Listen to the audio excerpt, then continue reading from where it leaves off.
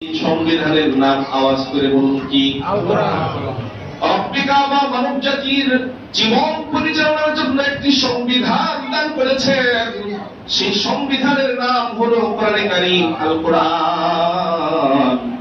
এই আল কোরআনে কারীমের মধ্যে রব সর্বপ্রথম কোন কথাটা বলছেন? আওয়াজ করে বলেন, কোন কথাটা বলছেন? রব বলেছেন ইকরা, পড়ো। এবারে যুগ সূত্র মিলান।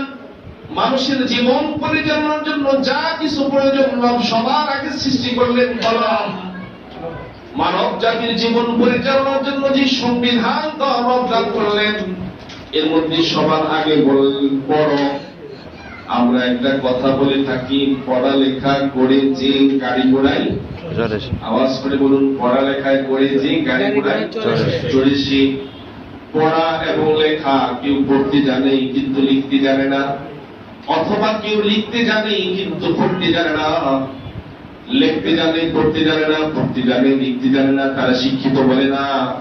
বরং যে লিখতে এবং পড়তে জানে তাকে বলা হয় শিক্ষিত।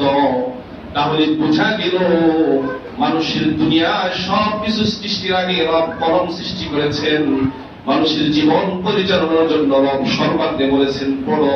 তাহলে বোঝা গেল একটা মানুষ জন্মগ্রহণ করার পর সে যত কোটি টাকার মালিক হোক, সে যত অট্টালিকার মালিক হোক, সে যত ইজ্জত সম্মানের মালিক হোক, একটা মানুষ হয়ে জন্মগ্রহণ করার পর সে আরো যত যোগ্যতার মালিক হোক, তার মধ্যে সর্বোত্তম মানুষের যোগ্যতা হলো যে মানুষটা লিখতে এবং পড়তে জানে। আওয়াজ করে বলুন ঠিক না বেঠিক?